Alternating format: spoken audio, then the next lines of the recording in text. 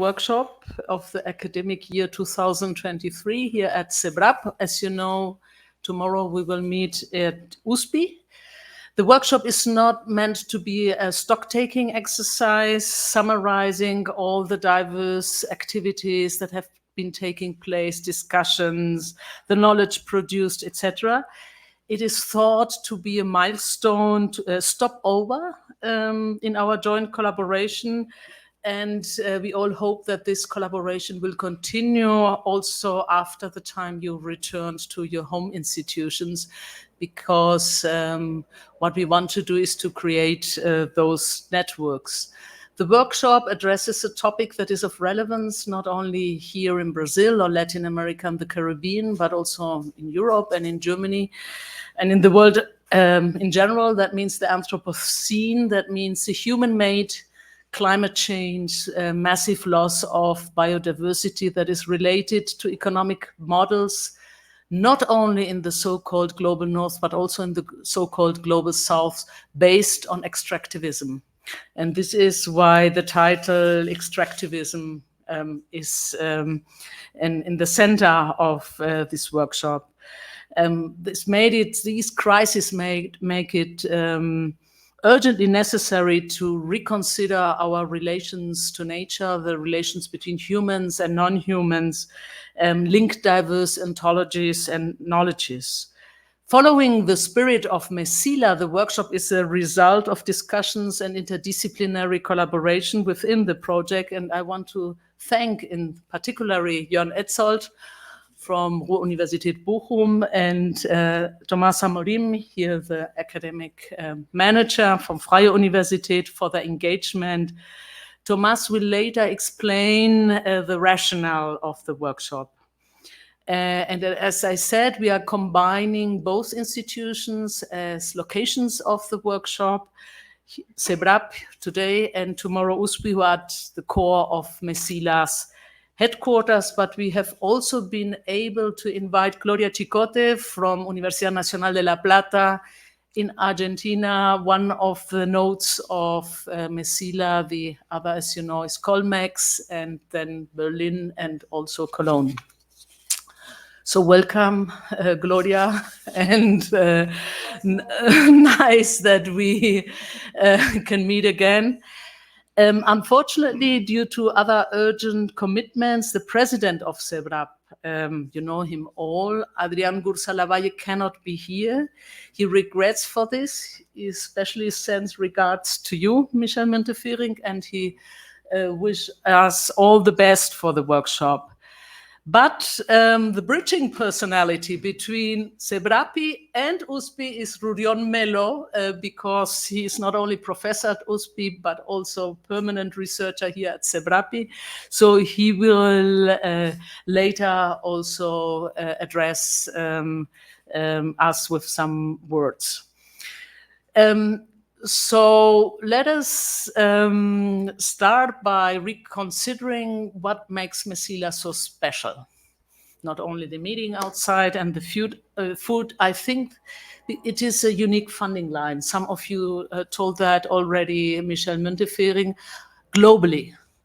It's a funding line developing a Center for Advanced Studies for social sciences and humanities. These are not areas of sciences that are normally prioritized in funding lines.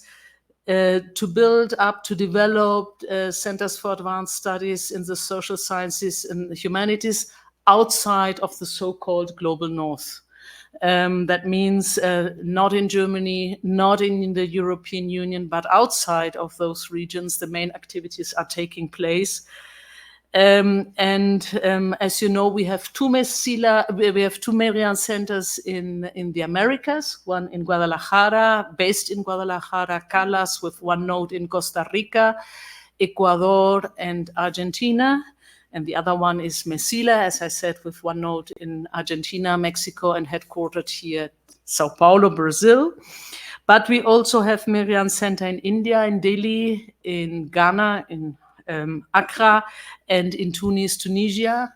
And we are working also closely together to interlink those. Merian Center, for example, at our last annual meeting and Young Researchers Forum in October, at the beginning of October, representatives of MECAM accompanied us. And I think this is important because the rationale of the funding line is to connect, visibilize, and also interlink better diverse knowledge productions of relevant topics. And I think the main topic, and this is, I think, another interesting feature of Mecila, is of societal relevance, not only in Latin America and the Caribbean, but also in Germany and Europe.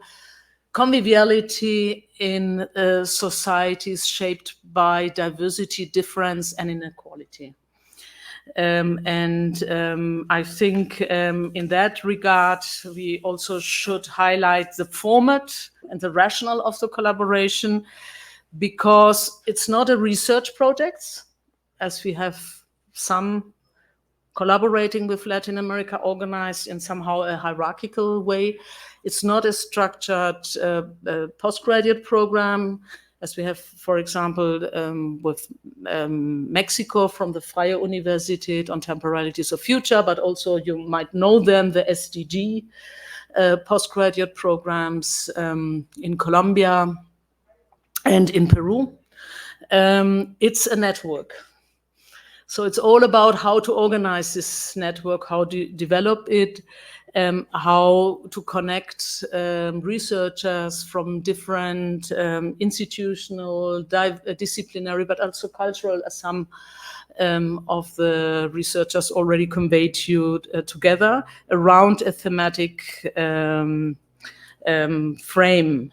So what we are doing is an investment in building strong ties of trust, which I think is a very important currency in this time of multiple crises. And sciences and culture are one of the few spaces globally where we have those open spaces to discuss, to debate, despite all differences and inequalities. And it is a learning space. It's a learning space not only in the sense of co-producing knowledge, not only within researchers from different disciplines of social sciences and humanities, but also in strong collaboration with artists or experts on art, but also activists. And in that sense, to produce knowledge that are societally better rooted, to say it somehow in my bad English. I'm sorry for that.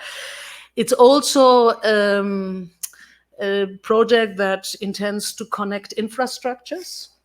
Infrastructures are always the hidden actors of international scientific cooperation of key relevance, one of the, I would say, drivers of inequality in knowledge production.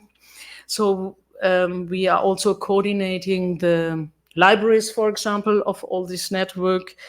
In that sense, it's also an institutional network. We are here in a non-university institution, but there are also universities, a non-university institution as the Amerikanisches Institut.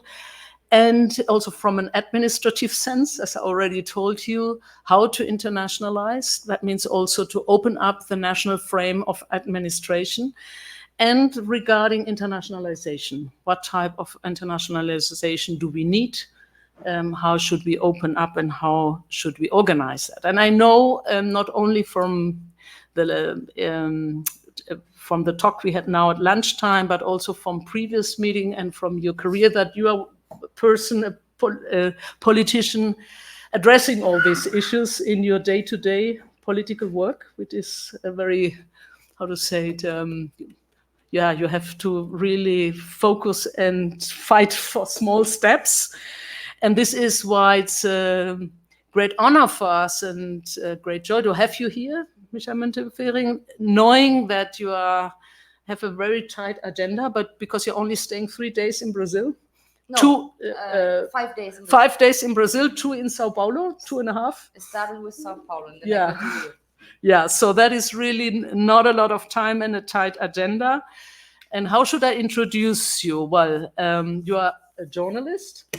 This means that you're an expert in translating knowledge. And you are a politician of the Demokratische Partei Deutschlands, Social Democratic Party, which is of specific relevance for this country, as you know. And also, in particular, the political foundation, the Friedrich-Ebert-Stiftung, and you are also in a board of the Friedrich-Ebert-Stiftung. And you have been serving as a member of the German Bundestag since 2013, representing the Herne-Bochum II district. And Jörn Etzold, as you know, is from University of Bochum. I hope you note that we made that connection knowing anticipatory that you will come here. So you have been a member of the party executive board in North Rhine-Westphalia from 2004 to 2014, and you have been, and there is where we knew each other, although I think you cannot remember me because you're meeting so many people, from your time as Minister of State, Parliamentary State Secretary at the Federal Foreign Office under Minister Heiko Maas and during the fourth government of Angela Merkel. And we met because you have been the key person pushing the Auswärtige Amt and the German government to support not only financially but also institutionally the Museo Nacional, la UFRJ in Rio, after the disastrous destruction by fire. But you have also diverse links to Latin America, although it's your first time in Brazil, because you have been also a key person behind Alexander von Humboldt and the Alexander Humboldt Institute in La Habana, Cuba. And I think we met at a conference at BBAW, Berlin-Brandenburgische Akademie der Wissenschaften. But I would like to mention two important roles now. One, you are the chairperson of the subcommittee on foreign, cultural and education policy that also encompasses scientific foreign policy. I think it's important to explain. And that makes you an important person in the system, in the parliamentary system, to fight for international cooperation. And you have been there, together with other parliamentarians, women parliamentarians, you have been one of the initiators of the cross-party group promoting a feminist foreign policy. I think this is also important to mention in this context. And from all the boards, I would only mention few ones: Humboldt Forum, Friedrich Ebert Foundation, that's quite obvious. The Leibniz Association, for those who do not know, the Leibniz Society for Science is one of the large non-university associations together with Max Planck and Fraunhofer. The European Council on Foreign Relations, the German Orient Foundation, which is a little bit a historical term, difficult to translate, the German-Turkish Society, the German Arab Friendship Association, and the German-Israeli Association. I think there's no German Latin American association, but that would be also an extension of your many board engagements. But I think you can sense now why it's so important that you're here. And thank you again for joining us. And now the floor is yours. Yeah, thank you, dear Barbara Göbel. Such a long introduction. I think I'm getting old. Indeed, I'm in Parliament for 10 years right now. And as you have heard, I'm from the city of Herne, and the constituency Herne-Bochum is quite important to me because when you are from the so-called Ruhr area in Germany, you don't need a lot of explanation to understand that extraction for us, it was for so many countries, the so-called black gold that shapes our countrysides, our infrastructure, and our culture as well. And I have seen the program that you, Professor Jörn Etzold, seem to share that sentiment towards the Ruhr area. And obviously, if you look down an open cast coal mine, you can see the impact of extraction. But I think more profoundly, it is the change in our heads, in people and cultures that matters most. And even though the Ruhr area has been changing parts of the culture stick. Just as one example, mining has attracted many immigrants in the past to the Ruhr area, turning it into a kind of melting pot. And in that sense, it's very similar to Brazil. However, for quite a few years, the topic of raw materials and natural resources led a shadowy existence in Germany. It was taken more or less for granted, out of sight, out of mind, you could say. And this has changed dramatically with the Russian attack on Ukraine. In the wake of new geopolitical tensions, but also with view to increasing efforts for a green transition of our economies, the importance of securing raw materials and supply chains, this has rightly regained our attention, as you can feel and hear literally in most discussions right now. With your workshop, you truly touch on the root, I think, on the injustices, inequalities, and brutalities that often go along with the cultures of extractivism. And when we talk about diversification of our economy, we also need to think about how we can help local communities to profit from the wealth of their soil and earth, and how to set up mutually beneficial institutions that help both sides instead of being optimized towards extracting as many resources as quickly as possible. A culture where the sense of injustice does not disappear when cultural goods are stolen. I myself and the German government, for example, we put a lot of energy into the restitutions of the Benin bronzes. And I know this has been and it is a tough process, but one that is worthwhile to at least make a partial contribution to redressing colonial injustice. And it is all the more important that we all fight that this never happens again. And searching for ways of peaceful coexistence in societies is one of the central challenges of today, faced by both politics and academia. We urgently need to enhance the scientific basis to understand these changes and challenges. And we need the scientific voice in global debates about these issues. It is now true more than ever that science must not remain in the so-called ivory tower, but must get out into the streets in dialogue with people and societies and with politicians. And Mecila is probably one of the best examples, as I learned, for this kind of transnational and interdisciplinary work. It is a forum for top-level research that opens up intercultural perspectives, expands the view on research topics, and triggers the development of new research questions, approaches, and methods. And science, of course, is nothing without you here in this round, the researchers. With this in mind, I would like to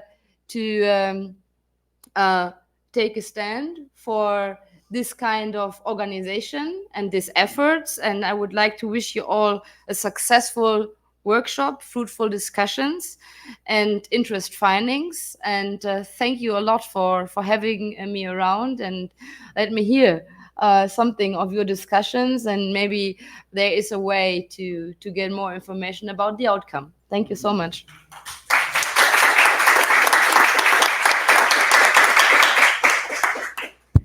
So thank you very much, and I will now give the floor to Rodion Melo.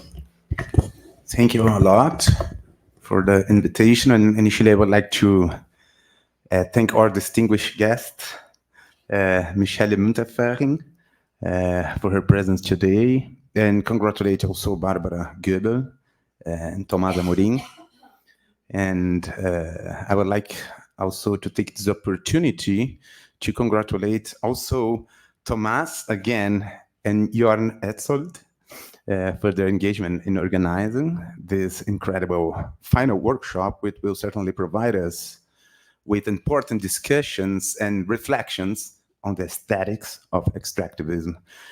The final workshop marks another successful step in the Mecila Academic Consortium.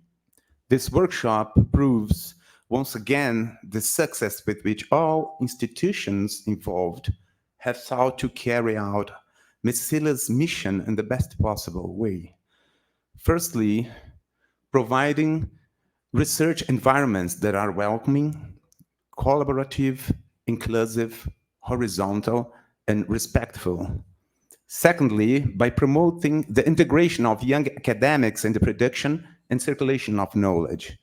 And fundamentally, Mecila is committed to producing excellent research and knowledge in a symmetrical way between European and Latin American partners, without ever ceasing to reflect on the relationships between theory and social praxis. That is, to ensure that its interdisciplinary investigations can contribute with knowledge focused both on social transformations and on the challenges and strengthening of democracy. Therefore, in the context of the center, what has united researchers from different disciplines and places is precisely the recognition of the importance, not to say urgency, of the question regarding the multiple interrelations of conviviality and inequality from an interdisciplinary perspective. SEBRAP and the University of São Paulo have been the central institutions for Mecila's academic activities in Brazil, enabling spaces for academic interaction between different researchers, permanent investigators, and senior and junior fellows. Both institutions seek to expand Mecila's interaction network with Brazilian research groups and institutions, with professors and students from different research areas, and in addition, to promote a more equal dialogue between academic and non-academic forms and subjects of knowledge. I have no doubt that up to this point, Mecila has built a history of important achievements and innovative institutional imagination. Then I would like to finish this, my brief welcome remarks by reinforcing our commitment to the Mecila's project and wishing everyone to excellent days of debate and learning. Thank you.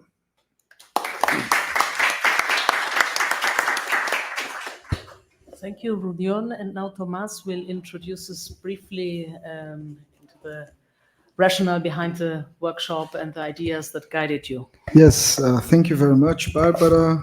Thank you, Mecila Müntefering. It's really a pleasure and an honor to have you among us. Thank you, Rudion. I will be very brief because you have read the program. It was very nicely written by Jon and me. Thank you, Jon, for believing in this conversation that starts here and which will develop further in the future. I